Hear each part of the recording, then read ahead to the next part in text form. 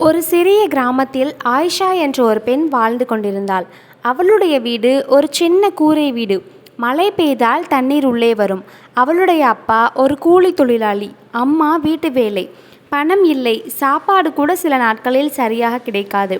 ஆயிஷா படிப்பில் நல்லா இருந்தாலும் 10ஆம் வகுப்பு முடித்ததும் படிப்பை நிறுத்த வேண்டிய நிலை. அந்த நாள் இரவு அவள் அம்மாவிடம் கேட்டாள், அம்மா, நமக்கு ஒரு நல்ல வீடு கட்ட முடியாதா? அம்மா கண்ணீர் விட்டாள். அல்லாஹ் நினைத்தால் மட்டும்தான். அந்த ஒரு வார்த்தை ஆயிஷாவின் மனதில் தீயை ஏற்றியது. அந்த நாள் முதல் ஆயிஷா ஒவ்வொரு இரவும் தஹஜத் தொழுதாள். அவள் துவா செய்தாள், யா அல்லாஹ், என் குடும்பத்துக்கு ஒரு நல்ல வீடு தா, நான் உழைக்க தயார். சில நாட்கள் கழித்து ஒரு டெய்லர் ஷாப்பில் வேலை கிடைத்தது. சம்பளம் மிக குறைவு, ஆனாலும் அவள் விடாமல் உழைத்தாள். ஒரு நாள் கிராமத்தில் சிலர் அவளை பார்த்து சிரித்தார்கள். இவளால் வீடு கட்ட முடியுமா? அந்த வார்த்தைகள் அவளை உடைக்கவில்லை, அதை ஒரு மோட்டிவேஷனாக மாற்றினாள். அவள் முடிவு செய்தாள், நான் நிரூபிக்கணும். டைலர் வேலை மட்டும் இல்லாமல் யூடியூப் மூலம் புதிய டிசைன்களை கற்றுக்கொண்டாள். இரவு 2 மணி வரை வேலை, காலை 5 மணிக்கு எழுந்து தொழுகை. அவள் உழைப்பை பார்த்து அவளுக்கு ஆர்டர்ஸ் அதிகமாக ஆரம்பித்தது. சிறிய ஷாப் பெரிய போட்டிக்குவாக மாறியது. ஒரு நாள் அவள் சேமித்து வைத்த பணத்தை எண்ணினாள். 10,000 ரூபாய். அவளுக்கு அது 1 கோடி மாதிரி இருந்தது. அவள் அழுதாள்.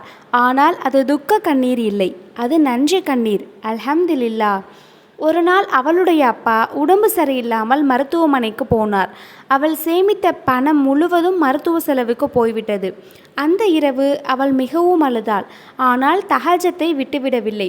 அவள் சொன்னாள், அல்லாஹ் நம்மிடமிருந்து எடுத்துக்கிட்டா அதை விட சிறந்ததை தருவான் அப்படின்னு அவள் முழுசாக நம்பினான்.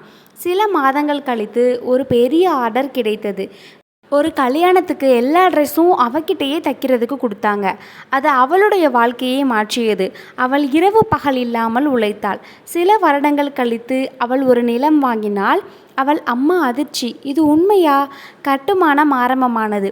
ஒவ்வொரு கல்லையும் பார்த்து அவள் கண்ணீர் விட்டாள். ஒரு நாள் அந்த வீடு முழுமையாக முடிந்தது.